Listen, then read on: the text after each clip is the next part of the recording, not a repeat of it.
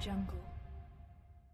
अस्सलाम वालेकुम। मेरा नाम तलशरफ ज़िया है और आज की वीडियो में आप लोगों के साथ कुछ फाइनल टिप्स जो है शेयर करूंगा regarding your MD CAT exam. और इसमें कोशिश करूंगा कि द डे बिफोर एग्जाम उसके बारे में भी थोड़ा सा बता दूं, द डे ऑफ एग्जाम के बारे में भी बता दूं, before paper, during paper and after paper, ताकि वो छोटी छोटी जो चीजें जो मैंने अपने टाइम पे फील की थी या जब मेरी छोटी बहन ने एग्जाम देना था, एग्जाम से एक रात या एक दिन पहले मैंने उसको बताई थी, तो मैं आप लोगों के साथ भी शेयर करूं ताकि जो अगर कोई गलतियां मेरे से हुई या हम सुनते हैं कि बाकी बच्चों से हुई थी, आप लोग उसको अवॉइड कर सकें और एटलीस्ट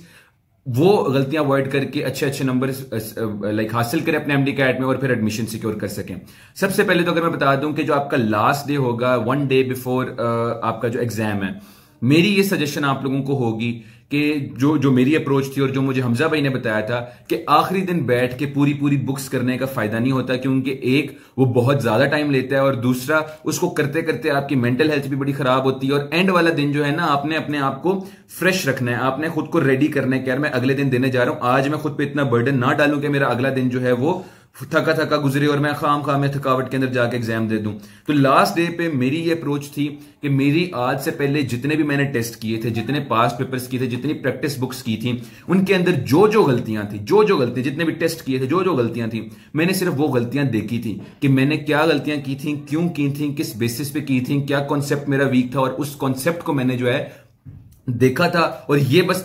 उसमें एनालाइज किया था कि यार मेरी ये गलती हुई थी पहले और अब मैंने इस गलती को जो है अवॉइड करना है। इसी तरह एक और सजेशन आप लोगों को ये दूंगा कि बजाय कि आप आखिरी दिन बैठ के कुछ नया पढ़ने लग जाएं, होता है ना कि भाई आपने कहा कि यार मैंने सिलेबस तो कर लिया है, तो आपको कोई दोस्त कहते हैं कि यार चलो ए लेवल की बुक से भी पढ़ लेते हैं, आखिरी दिन ही है, क्या पता कल कुछ आ जाए। इस तरह नहीं करना। बजाय कि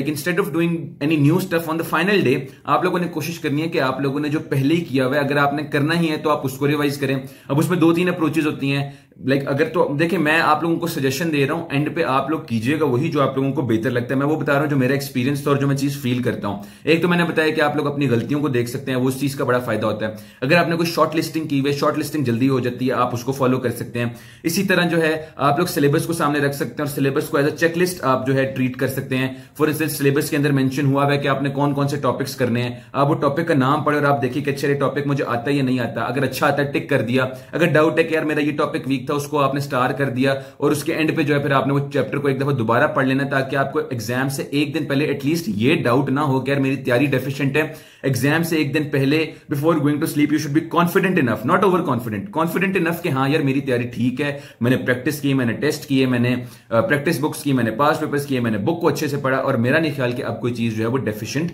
रहेगी उसके अंदर। तो ये कुछ अप्रोचेज हैं। लेकिन कुछ बच्चे जो हैं वो यूं करते हैं कि वो आखिरी के 3 दिन जो है वो हर साइंस का एक एक सब्जेक्ट कर लेते हैं पूरे पूरे दिन में। कुछ बच्चे आखिरी दिन बैठ के पूरे पूरे रिवाइज भी कर लेते हैं और वो यूं ही करते हैं कि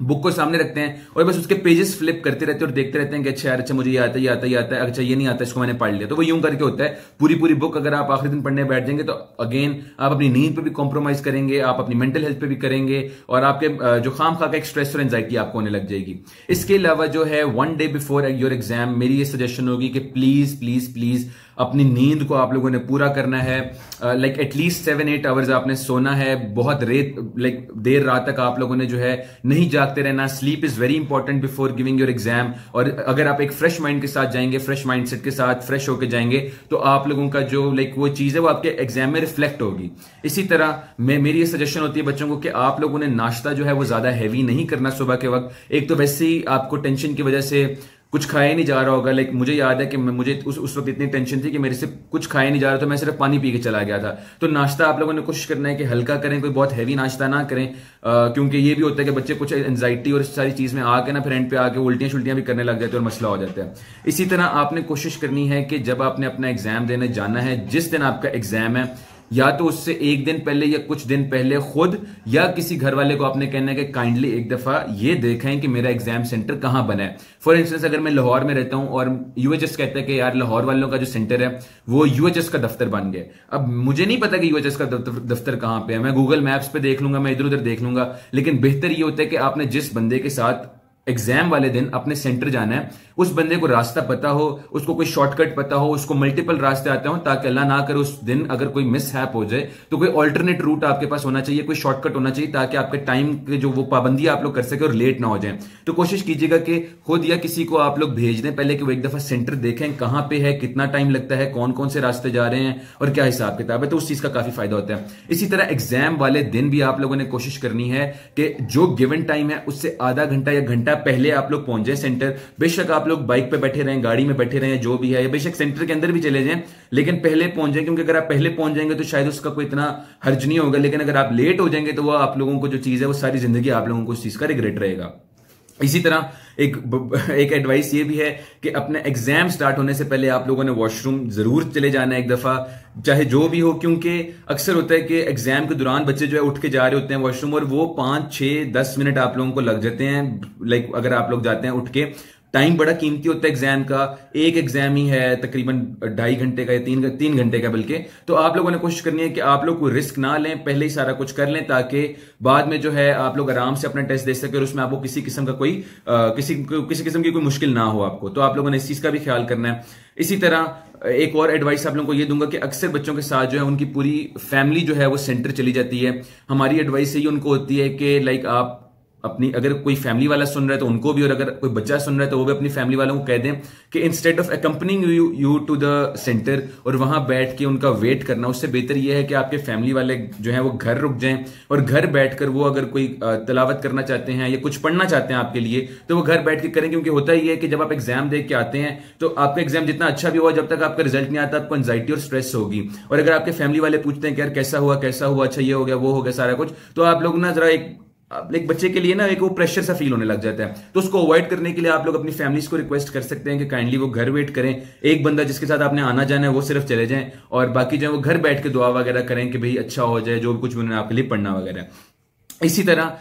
जो आप लोगों का जब रोल नंबर स्लिप आ जाएगी तो आप लोगों ने क्या करना है कि रोल नंबर स्लिप की मल्टीपल कॉपीज करवा लेनी है जब आपकी रोल नंबर स्लिप आएगी, और उनमें से 1 या 2 कॉपीज को अपने लेमिनेट भी करवा लेना है ताकि वो रोल नंबर स्लिप जो है वो खराब भी ना हो। लेमिनेट होती है तो उसके गुमने का खदशा भी कम हो जाता है, क्योंकि वो हार्ड होता है ना, अगर आपका सादा कागज होगा तो वो फोल्ड भी हो जाएगा और वो इधर उधर भी निकल जाएगा। तो ये इस चीज का आपने ख्याल करना है कि आप रोल नंबर स्लिप जो है उसकी मल्टीपल कॉपीज कर लें, उसको लेमिनेट करवा लें। इसी तरह जो आप लोगों का आइडेंटिफिकेशन की जो भी आप चीज यूज करें, स्मार्ट कार्ड अगर आप अंडर 18 है, ओवर 18 तो आप आईडी कार्ड यूज करें या बे फॉर्म करें, जो भी कर रहे हैं, आपको वो पीएमसी ने अपने एक नोटिफिकेशन के अंदर प्रॉपर बताया था कि क्या क्या चीजें वो एक्सेप्ट करेंगे, तो वो चीज भी आपने अपने साथ रखनी है। और आपका जो वैक्सीनेशन कार्ड है आपका वो भी होना चाहिए, क्योंकि पीएमसी ने उसकी भी जो है लिमिट रखी थी कि वो भी लाजमी होना चाहिए आपके पास। तो वैक्सीनेशन कार्ड, आइडेंटिफिकेशन कार्ड जो भी आपके पास है, और रोल नंबर स्लिप, ये 3 चीजें जो है आपके पास होनी चाहिए। कोशिश कीजिएगा कि कोई बड़े साइज का पाउच आपके पास हो जिसमें, चले अगर आपका और कुछ नहीं तो वैक्सीनेशन कार्ड और जो भी आइडेंटिफिकेशन का जो भी आप चीज यूज करें उसको आप रख लें ताकि घूमने का खर्चा कम हो। इसी तरह आपने जो है कोई भी बॉल पॉइंट, जरूरी नहीं है कि डॉलर का हो या ब्लू कंपनी का हो या जो भी हो, कोई भी आप लोगों ने जो है बॉल पॉइंट जो है 2 ले लेने हैं। और बॉल पॉइंट्स कोशिश करनी है कि वो नए बॉल पॉइंट्स ना हो, वो थोड़े से यूज्ड हो, क्योंकि नए बॉल पॉइंट्स बहुत रफ होते हैं और उनको चलाने में आपको टाइम भी लगता है और वो आपको डर भी होता है कि शीट कहीं फट ना जाए। जो यूज्ड होंगे थोड़े से वो स्मूथ होते हैं और आप बड़े आराम से उससे जो है बबल्स को फिल भी कर सकते हैं। तो इन चीजों का आपने ख्याल करना है। इसी तरह जो बबल शीट है उसको फिल करते वक्त ड्यूरिंग एग्जाम बहुत ख्याल करना है। अक्सर होता है कि जब आप बबल शीट फिल कर रहे होते हैं, आप अक्सर अगर कोई एमसीक्यू स्किप कर रहे हैं कि यार अच्छा मुझे पहले का आंसर आता है, दूसरे का मुझे नहीं आता, मैं दूसरा बाद में कर लूंगा, अभी तीसरा कर लेता हूं। अक्सर बच्चे तीसरा सॉल्व तो कर लेते हैं लेकिन उसका बबल जो है वो दूसरे वाले की जगह फिल कर देते हैं। इस चीज का बहुत ख्याल करना है। एमसीक्यू पढ़ना है, एमसीक्यू नंबर कौन सा है, उस एमसीक्यू नंबर को बबल शीट पे देखना है कि एमसीक्यू नंबर, अच्छा जी ये 34 का मैंने आंसर अभी लगाया, अच्छा बबल शीट पे 34 वाला कहां पे है, फिर 34 के आगे अच्छा इसका ए बी या सी जो भी ऑप्शन है आपने उसको प्रॉपर फिल करना है, बड़े ध्यान से करना है। एक तो एमसीक्यू नंबर भी ठीक आपने फिल करना है और आपने एमसीक्यू की ऑप्शन को भी ठीक फिल करना है, क्योंकि वो ढेर सारे एमसीक्यूज जब लिखे हो ना ढेर सारी बबल शीट्स पे, तो वो बड़ा बंदा कंफ्यूज हो जाता है कि यार पता नहीं मैं ऊपर नीचे ना कर दूं। तो उस चीज का आपने ख्याल करना है और बबल शीट को बड़े ध्यान से फिल करना है। इसके लिए आप लोग अभी घर बैठ के बबल शीट्स के ऊपर एफएलपीस की या जो भी आप कर रहे हैं उसकी आप प्रैक्टिस करें ताकि एंड टाइम पे जो आपको उसमें कोई मसला ना हो और बबल शीट आप जो है अच्छे तरीके से उसको फिल कर सकें। इसी तरह जब आपने अपने जो आपका एग्जाम होगा उसके ऊपर जो आपने अपनी डिटेल्स लिखनी होती है, फॉर एग्जांपल रोल नंबर लिखना है या नाम लिखना है या कुछ भी लिखना है, उसको भी बड़े गौर से स्पेलिंग्स वगैरह ठीक रखते हुए लिखना है ताकि उसमें भी कोई मसला ना हो। और बस यही है कि एक और अप्रोच ये होती थी कि मैं जब अपना एग्जाम हॉल में एंटर हो जाता था तो जब तक मुझे मेरा एग्जाम नहीं मिल जाता, तब तक मुझे जितनी दुआएं और जितनी सूरतें आती थी मैं वो पढ़ा करता था, और जब मेरा एग्जाम चला जाता था, जब वो पिक कर लेते थे, तो तब लाइक उस टाइम पे भी मुझे जितनी दुआएं आती थी, जितनी भी सूरतें वगैरह आती थी, मैं पढ़ता था। आयतुल कुर्सी है, दुरूद शरीफ है, जो कुछ भी मैं पढ़ पढ़ के बस अपने पेपर पे फूकी जा रहा हूं कि यार बस मैंने तो जो करना था मैंने कर दिया, बाकी बस अल्लाह के हवाले है। तो आप लोग जो जितनी दुआएं खुद भी कर सकते हैं और अपने घर वालों से करवा सकते हैं वो भी करवाएं।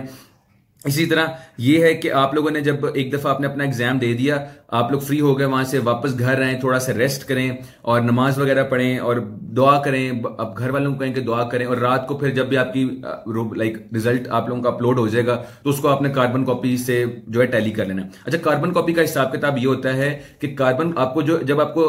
आंसर शीट दी जाएगी ना, जो बबल शीट दी जाएगी, वो अगर आप उसको थोड़ा सा यूं यूं करेंगे ना तो वो दो होती हैं। यानी एक आगे जो है वो आपकी प्रॉपर आंसर शीट है, ये वो आंसर शीट है जो वो लोग ले जाएंगे, जो आपके इन्विजिलेटर्स होंगे वो एंड पे उसको फाड़ लेते हैं और उसको ले जाते हैं। और उसके पीछे एक कार्बन कॉपी होती है, जो ये जिस तरह आपने नोटिस किया होगा ना कि अगर अक्सर आप किसी शॉप पे जाते हैं तो अगर कुछ लिखते हैं तो वो नीचे सारा नोट हो रहा होता है, तो वो कार्बन कॉपी होगी। और कोशिश करनी है कि आप उस कार्बन कॉपी को ऊपर से फाड़ ना दें या उसको हिला ना दें, क्योंकि वो यूं होगा कि अगर आप फॉर इंस्टेंस अगर आपकी कार्बन कॉपी नीचे से हिल जाती है ना, जब वो आपको देंगे तो ऊपर से ना दोनों जुड़ी सी होती हैं, लेकिन अगर आप उसको अलहदा कर देंगे तो वो यूं मसला होता है कि अगर आप फॉर इंस्टेंस अगर वो नीचे से कार्बन कॉपी हिल गई है तो जो आपने ऑप्शन ए लगाई थी ना, वो कार्बन कॉपी पे आपको नजर आएगा, या बी लगाई है या आपने बाहर फिल किया हुआ है जो बबल है। तो उस चीज को अवॉइड करने के लिए वो जो आपको देंगे बस देख लीजिएगा कि कार्बन कॉपी है या नहीं है, और उसको ज्यादा छेड़ने की जरूरत नहीं है। क्योंकि मुझे याद है कि हमजा भाई ने जब अपने एमडी कैट दिया था तो हमजा भाई ने कार्बन कॉपी अपनी छेड़ दी थी, और हमजा हिसाब ही लगाते रहते, अच्छा यार ये बी हमजा भाई ने भरा हुआ है या सी भरा हुआ है, तो उसको ना हिलाइएगा, कार्बन कॉपी वापस ले आइएगा। रात को रिजल्ट आएगा, एक दफा रिजल्ट पढ़ने से पहले ईशा की नमाज वगैरह पढ़ के बस दुआ करके घर वालों से दुआ करवा के बिस्मिल्लाह करके आपने अपने आंसर चेक कर लेने हैं, और जो भी बस हुआ तो आपने अपनी जो फेट होगी उसको एक्सेप्ट कर लेना है। इसके अलावा एक फाइनल एडवाइस आप लोगों को जो दूंगा वो ये है कि थ्रू आउट दिस टाइम हम लोग आप लोगों को ये कहते रहे कि जितना एग्जाम या आप लोगों के सिलेबस और तैयारी का है उतना ही एग्जाम आपकी नर्व्स का भी है। आप लोगों ने कॉन्फिडेंट रहना है, आप लोगों ने मोटिवेटेड रहना है, और आप लोगों ने पॉजिटिवली थिंक करना। और ये पॉजिटिव थिंकिंग की एक आपको छोटी सी एग्जांपल दूंगा कि जब मैं अपना एग्जाम देने के लिए बैठा था तो उस वक्त मुझे बड़ी टेंशन हो रही थी कि यार खाली लाहौर के इस सेंटर के अंदर जिसमें मैं बैठा हुआ हूं तकरीबन 4-5 हजार बच्चे होंगे, और पंजाब में टोटल सीट्स जो है वो 3400 है। तो अगर इस सेंटर के अंदर 4-5 हजार बच्चे बैठे हैं, टोटल सीट्स उससे थोड़ी हैं, तो मेरा एडमिशन कैसे होगा। लेकिन there was only one thing that I thought of, और वो ये थी कि मेरे से पहले आज से पहले जितने भी टॉपर्स जो हैं जिन्होंने एडमिशन सिक्योर किया या पोजीशंस हासिल की, कोई उनके सर पे सींग तो नहीं लगे हुए थे या उनके पर तो नहीं निकले हुए थे। तो अगर जब उनमें और मेरे अंदर कोई फर्क नहीं है, जब मुझे और इस सेंटर में और इस पूरे जितने भी बच्चे एग्जाम दे रहे हैं उन सबको टाइम भी उतना ही मिला था और उन सबका सारा हिसाब किताब भी सेम ही था, तो फर्क क्या है हमें। तो जब आपका ये हो जाएगा ना कि सारों के पास इक्वल प्लेइंग ग्राउंड है और सारे बराबर ही हैं, फिर आपने टेंशन नहीं लेनी और आपने कहना है कि बस मैंने जो मेहनत की है ना मैंने उसको हलाल करना है। मैंने जितनी रातें अपनी कुर्बान की, मैंने जितनी अपनी ख्वाहिशात कुर्बान की, मैंने जो भी कुछ अपने चीजों पे कॉम्प्रोमाइज किया, अब I have to make that pay. मैंने उसको जाहिर करना है कि यार तलहा ने मेहनत की है और तलहा ने सबको गलत प्रूव करना है जो कहते हैं कि जी नहीं एडमिशन हो सकता, बल्कि तलहा ने बाकियों से पहले खुद को गलत प्रूव करना है। जो तलहा के अंदर से आवाज आ रही है ना कि यार एडमिशन पता नहीं होगा या नहीं होगा, उसको गलत प्रूव करना है। तो आप लोगों ने ये अप्रोच रखनी है, ये देखना है कि आज से पहले जितने भी टॉपर्स हैं, जितने भी कैमकोलियंस हैं, इकबालियंस हैं, सिम्सोनियंस हैं, सारे जो हैं कोई किसी को पर वगैरह कुछ नहीं निकला हुआ, सारे बराबर हैं, किसी में कोई फर्क नहीं है। If they could do it you can do it as well, and इंशाल्लाह यू विल डू इट। तो आप लोगों ने खुद पे बिलीव रखना है, दुआ करते रहें, अल्लाह से मांगते रहें और मेहनत करते रहें, और इंशाल्लाह आप लोगों को उसका सिला जरूर मिलेगा। दुआ में याद रखिएगा। अल्लाह हाफिज।